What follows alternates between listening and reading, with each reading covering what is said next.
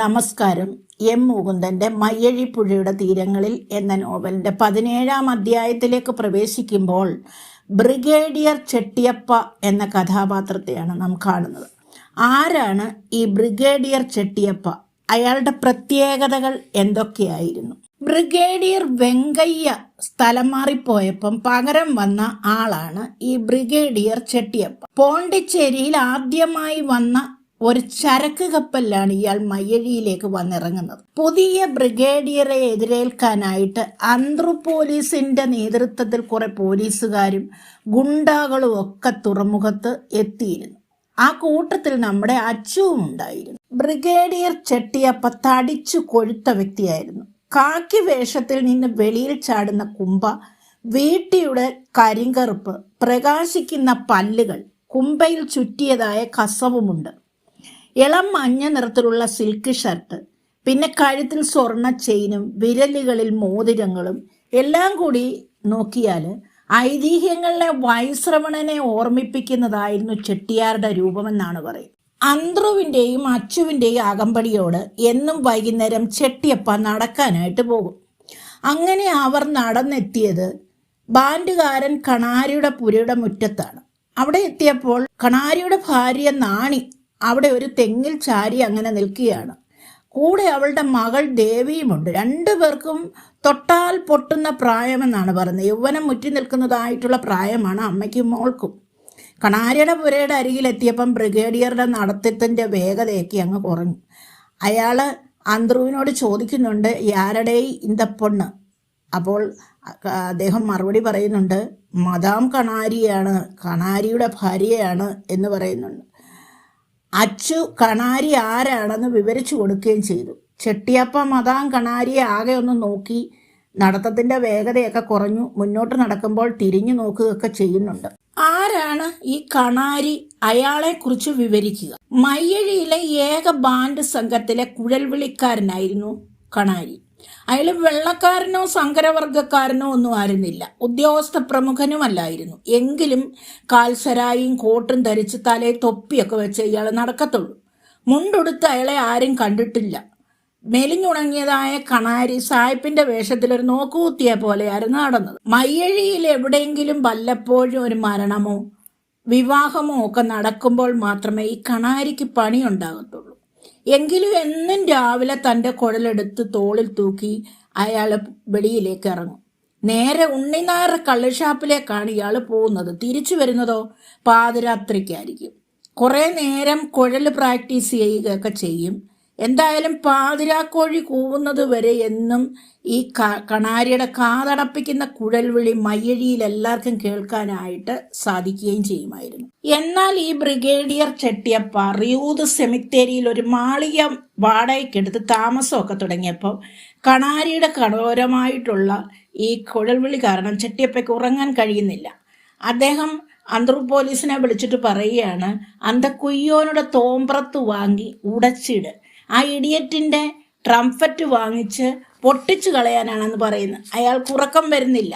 ഇത് കേട്ടിട്ട് അവൻ്റെ കുഴൽവിളി അവസാനിപ്പിക്കുകയാണ്. അങ്ങനെ എത്രയോ വർഷങ്ങളായി മയ്യഴിയിൽ കേട്ടിരുന്നതായ കുഴൽവിളി നിന്നുപോയി. ഈ കുഴൽവിളിയുമായിട്ട് ബന്ധപ്പെട്ടിട്ട് കണാരിക്കൊരു അബദ്ധം സംഭവിക്കുന്നു.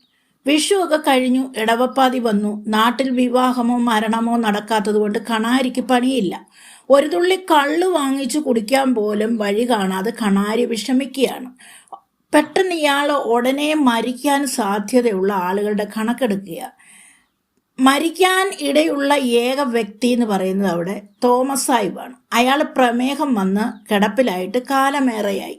തോമസിനെ ഒന്ന് കൊന്നു തന്നാൽ 12 മെഴുകുതിരി കത്തിക്കാമെന്ന് കണാരി നേർച്ചയും നേരുകയാണ്. കാരണം ആരെങ്കിലും ചത്താൽ മാത്രമേ, അല്ലെങ്കിൽ എന്തെങ്കിലും വിവാഹം വന്നാൽ മാത്രമേ അയാൾക്ക് കുഴൽ വിളിക്കാനാകത്തുള്ളൂ, പൈസ കിട്ടാനുള്ള വഴിയുമുള്ളൂ. മഴയത്ത് ഉറക്കം വരാതെ പലതും ഓർത്തുകൊണ്ട് അങ്ങനെ കണാരി കിടക്കുകയാണ്. അപ്പോഴാണ് ഒരശരീരി കേൾക്കുന്നത്. തോമസ് സാഹിബ് നേരം വെളുക്കുന്നതിന് മുമ്പ് ചാകും.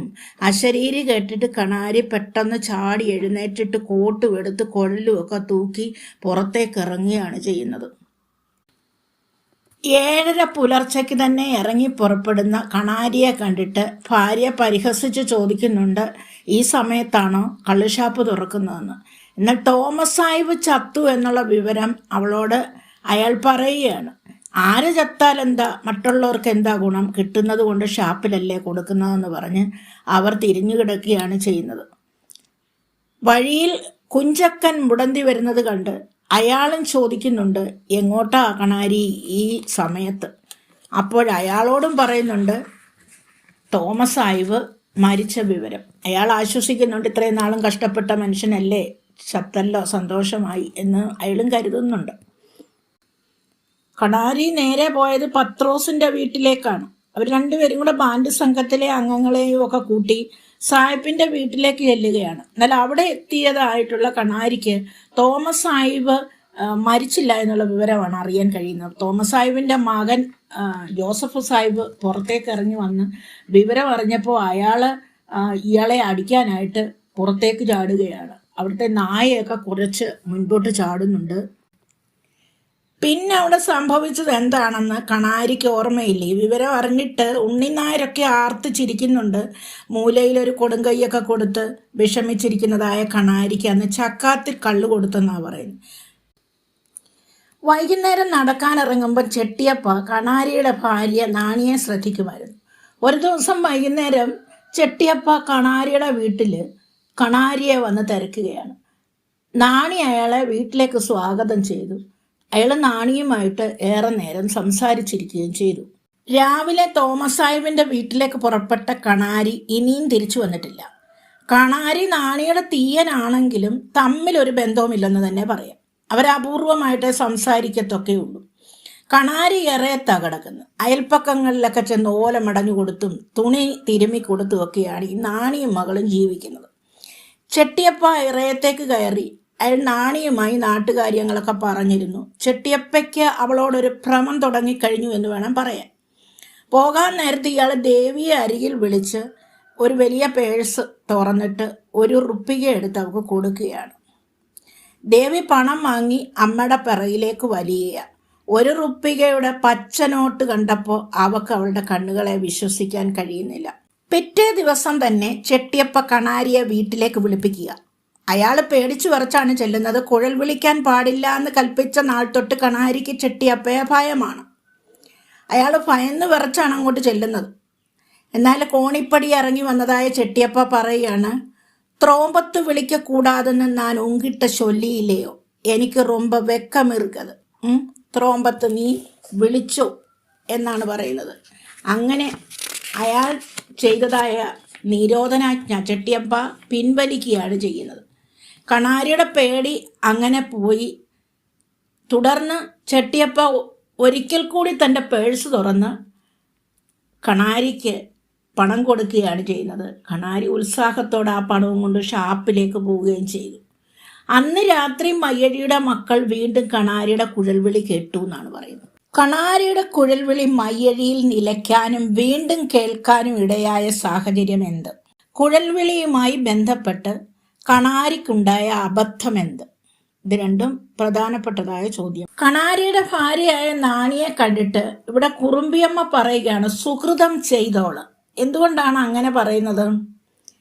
ബ്രിഗേഡിയർ ചെട്ടിയപ്പയുടെ പിറകിൽ മഞ്ഞ ചേലയൊക്കെ ഉടുത്ത് ചെരുപ്പുമൊക്കെ ഇട്ട് മുടിയിൽ പൂവൊക്കെ ചൂടി വരുന്നതായിട്ടുള്ള നാണിയെ കണ്ടിട്ട് കുറുമ്പിയമ്മ ചോദിക്കുക, നീ എങ്ങോട്ടാടി നാണിന്ന്? അപ്പോൾ അവൾ അഭിമാനത്തോടെ എന്താ പറഞ്ഞത്? നാരങ്ങാപ്പുറത്ത് സിനിമ വന്നിട്ടുണ്ട്, അത് കാണാൻ പോവുകയാണെന്നാണ് പറയുന്നത്. കുറുമ്പിയമ്മയെ സംബന്ധിച്ചിടത്തോളം മയ്യഴിയുടെ മക്കളിൽ എത്ര പേർക്കാണ് സിനിമ കാണാൻ ഭാഗ്യമുണ്ടായിട്ടുള്ളതെന്ന് ചിന്തിക്കുകയാണ്. അവരുടെ അങ്ങനെ സാധാരണ സിനിമ കാണാനൊന്നും പോകുന്നതായ ശീലം ഇല്ല. എന്നിട്ട് തന്നെ ഇവിടെ നാണിക്ക് അതിനുള്ള ഒരു ഭാഗ്യം ഉണ്ടായിട്ടുണ്ടെങ്കിൽ അവൾ സുഹൃതം ചെയ്തോളാണെന്നാണ് കുറുമ്പിയമ്മയുടെ അഭിപ്രായം. 18-ാം അധ്യായത്തിലേക്ക് പ്രവേശിക്കുമ്പോൾ ദാസൻ ജനലിന്റെ അരികിൽ വെളിയിൽ നോക്കിക്കൊണ്ട് അങ്ങനെ നിൽക്കുകയാണ്. ദേവാലയത്തിൽ നിന്ന് ശാന്തഗംഭീരമായ മണിനാദം മുഴങ്ങുന്നു. ദാസൻ പോണ്ടിച്ചേരിയിൽ നിന്നും വന്നിട്ട് 6 മാസം കഴിഞ്ഞു. അതിനുശേഷം അവന്റെ പ്രധാന ജോലി ഉറക്കം മാത്രമാണ്. മൂപ്പൻ സാഹിബിന്റെ വാഗ്ദാനം നിരസിച്ചതിൽ പിന്നെ വീട്ടിലെ എല്ലാവർക്കും അത് ദുഃഖം ഉണ്ടാക്കി. വന്നത് വന്നു, ഇനി ദുഃഖിച്ചിട്ട് എന്താണ് ഫലമെന്ന് പറഞ്ഞ് അമ്മ ആശ്വസിക്കാൻ ശ്രമിച്ചുകൊണ്ടിരുന്നു. മകന്റെ വിഷമം അവർ കാണുന്നുണ്ടായിരുന്നു. എന്നാൽ എന്തുകൊണ്ട് ദാസൻ ഫ്രാൻസിലേക്ക് പോകാൻ പോയില്ല എന്ന് ആ അമ്മയ്ക്ക് വ്യക്തമല്ല. ദാസൻ അങ്ങനെ ചെയ്തതിൻ്റെ പിന്നിൽ എന്തെങ്കിലും കാരണം കാണുമെന്ന് അവർ കരുതിയിട്ട് അങ്ങനെ ആശ്വസിക്കുക ചെയ്തത്. ദാസൻ ഏൽപ്പിച്ച ആഘാതത്തിൽ നിന്നും ആദ്യം ഉണർന്നത് അവിടെ അവൻ്റെ അനുജത്തി ഗിരിജയാണ്. താടി പഠിക്കാനും കുളിക്കാനും ഒക്കെ താല്പര്യമില്ലാതിരുന്നതായ ചേട്ടനെ നിർബന്ധിച്ച് അതൊക്കെ ചെയ്യിപ്പിച്ചത് അവളാണ്. ദാസന്റെ വീട്ടുകാർ സാധാരണ ജീവിതത്തിലേക്ക് തിരിച്ചു വരാൻ ശ്രമിച്ചെങ്കിലും എല്ലാവരുടെയും ഉള്ളിൽ ഒരു വേദനയായിരുന്നു ഉണ്ടായിരുന്നത്. അതിൽ നിന്നും അല്പം പോലും മുക്തനാകാതെ നിന്നത് ദാസന്റെ അച്ഛൻ ദാമുറൈറ്ററാണ്. അയാൾക്ക് ഈ വേദനയിൽ നിന്ന് പിന്മാറാനായിട്ട് കഴിയുന്നില്ല. മൂപ്പൻ സാഹിബിന്റെ വാഗ്ദാനം നിരസിച്ചതിന് ശേഷം ദാസന്റെ ജീവിതാവസ്ഥ എങ്ങനെയായിരുന്നു? ക്രമേണ കണ്ണീരിന്റെ നനവ് ആ വീട്ടിൽ നിന്നും മാഞ്ഞു തുടങ്ങി. സന്ദർഭം വ്യക്തമാക്കുക. ദാസൻ കുളിച്ചിട്ട് വരുമ്പം ഗിരിജയുടെ കണ്ണിന്റെ കോണുകളിൽ ഒരു സന്തോഷത്തിന്റെ ചിരിയാണ് കാണാൻ കഴിയുന്നത്. ഏട്ടൻ സ്റ്റൈലനായിരിക്കുന്നു എന്നവൾ ചിന്തിക്കുകയാണ്. ബീഡിയുടെയും വിയർപ്പിന്റെയും ഗന്ധം പരത്തുന്ന പുരുഷനെ സ്വപ്നം കാണുന്ന അവൾ ഏട്ടനെയും ആരാധിച്ചു പോന്നിരുന്നു. ദാസന്റെ കട്ടികൂടിയ മീശയും കണ്ണുകളിലെ ദൃഢഭാവവും ശാന്തമായ സംസാര രീതിയുമെല്ലാം അവൾ ഇഷ്ടപ്പെട്ടു. ഏട്ടന്റെ ഭാര്യയായി വരുന്നവൾ എന്ത് ഭാഗ്യവതിയായിരിക്കുമെന്ന് ചിന്തിക്കുകയും ചെയ്യുന്നുണ്ട്. അപ്പോൾ അവൾക്ക് ചന്ദ്രികയെ ഓർമ്മ വരും. ഗിരിജ അവളുടെ മനസ്സ് കണ്ടു തുടങ്ങിയിരിക്കുന്നു. കുട്ടി ഏട്ടനെ പ്രേമിക്കുന്നുണ്ടോ എന്ന് ചോദിക്കണമെന്ന് അവൾ ചിന്തിക്കുന്നുണ്ട്. ഗിരിജ ഏട്ടന്റെ ഷർട്ടും മുണ്ടും ഒക്കെ ഇസ്തരി ഇട്ട് കൊടുക്കുകയും ബീഡി കത്തിക്കാൻ അടുക്കളയിൽ നിന്ന് തീ കൊണ്ടുവന്ന് കൊടുക്കുകയൊക്കെ ചെയ്യും. ദാസൻ വീട്ടിലിരിക്കുവാണെങ്കിൽ ഇടയ്ക്കിടയ്ക്ക് വന്ന് ചായ വേണമെന്നൊക്കെ ചോദിക്കും. കൗസുവമ്മയും മകന്റെ കാര്യത്തിൽ ശ്രദ്ധ വയ്ക്കാൻ തുടങ്ങി. അങ്ങനെ ക്രമേണ കണ്ണീരിന്റെ നനവ് ആ വീട്ടിൽ നിന്നും മാഞ്ഞു തുടങ്ങി. ഇങ്ങനെയൊക്കെ ആണെങ്കിലും എല്ലാവരുടെ ഉള്ളിൻ്റെ ഉള്ളിൽ ഒരു വേദന വടുകെട്ടിക്കിടന്നിരുന്നു എന്നാണ് പറയുന്നത്. ആ വേദനയ്ക്ക് എന്തെങ്കിലും ഒരു അവസാനം ഉണ്ടാകുമോ? പുറമേ അത് കാണിക്കാതെ തന്നെ ദാമുറൈറ്ററുടെ കുടുംബം അങ്ങനെ ജീവിച്ചു പോവുകയാണ്. എന്നാൽ ദാസൻ ഏൽപ്പിച്ചതായ ആഘാതത്തിൽ നിന്ന് ദാമുറൈറ്റർ മുക്തനായില്ല. ജലദോഷവും പനിയും പിടിപെട്ട് കുറേ ദിവസം കിടപ്പിലായി. ഏതാനും ദിവസം അയാൾ ഒരുപോലെ കണ്ണടച്ചില്ല എന്നാണ് പറയുന്നത്. പനി മാറുന്നതിന് മുമ്പ് തന്നെ അയാൾ കോടതിയിലേക്ക് പുറപ്പെട്ടു. അത് കണ്ട് കൗസുവമ്മ പറയുന്നുണ്ട്, പനിക്കുമ്പോഴാണോ ഇറങ്ങി നടക്കുന്നതെന്നൊക്കെ ചോദിക്കുന്നുണ്ട്. തനിക്ക് വിശ്രമം വിധിച്ചിട്ടില്ല എന്നും കക്ഷത്തിൽ ആധാരക്കെട്ടുമായി പടിയിറങ്ങുന്നതിനിടയിൽ അയാൾ പറയുന്നുണ്ട്. അന്നൂടെ വിശ്രമിച്ചിട്ട് അടുത്ത ദിവസം പോയാൽ മതിയെന്ന് കൗസുവമ്മ നിർബന്ധിക്കുന്നുണ്ടെങ്കിലും റൈറ്റർ അതിന് വഴങ്ങുന്നില്ല. എനിക്ക് വിശ്രമം വിധിച്ചിട്ടില്ല. സന്ദർഭം വ്യക്തമാക്കുക. അച്ഛൻ്റെ ഈ വാക്ക് ദാസൻ ജനലിൻ്റെ അരികിൽ നിന്ന് കേൾക്കുന്നുണ്ടായിരുന്നു. മനസ്സ് ചലം നിറഞ്ഞ ഒരു കുരു പോലെ വിങ്ങി എന്നാണ് പറയുന്നത്. പഴുത്തു നിൽക്കുന്നതായിട്ടുള്ള ഒരു കുരു, അത് പൊട്ടിച്ചു കളയുന്നതിന് മുമ്പ് അതിനുള്ളിലുള്ളതായ ചലം ഇരുന്ന് വിങ്ങും. അത് നമുക്കറിയാം. അതുകൊണ്ടാണ് ചലം നിറഞ്ഞ കുരു പോലെ എന്ന് പറഞ്ഞത്. ആധാരക്കൊട്ടും ചുമന്നുകൊണ്ട് പോകുന്നതായ തൻ്റെ അച്ഛനെ വേദനയോടെ നോക്കി നിൽക്കാനേ ദാസന് കഴിയുന്നുള്ളൂ. ചിലപ്പോൾ മനസ്സ് പതറിപ്പോകും. എന്നാലും താൻ ചെയ്തത് തെറ്റായി പോയി എന്ന ഒരു ചിന്ത ദാസൻ ഉണ്ടായിരുന്നില്ല. അച്ഛൻ്റെ ദുഃഖം തൻ്റെയും ദുഃഖമാണ്. മറ്റുള്ളവരുടെ വേദന ദാസൻ പങ്കിടുകയാണ് ഇവിടെ. പക്ഷെ ദാസന്റെ വേദനയോ ആരാണ് പങ്കിടുന്നത്? മയ്യഴിയുടെ വേദന മാറുമ്പോൾ മാത്രമാണ് ദാസന് തൻ്റെ വേദന മാറുന്നതായി അനുഭവപ്പെടുന്നത്. തൻ്റെ നാടിൻ്റെ സൗഭാഗ്യമാണ് ദാസന്റെ സൗഭാഗ്യമെന്ന് അവൻ കരുതിയിരുന്നു. മയ്യഴിയുടെ സ്വാതന്ത്ര്യം അതെവിടെയാണ്?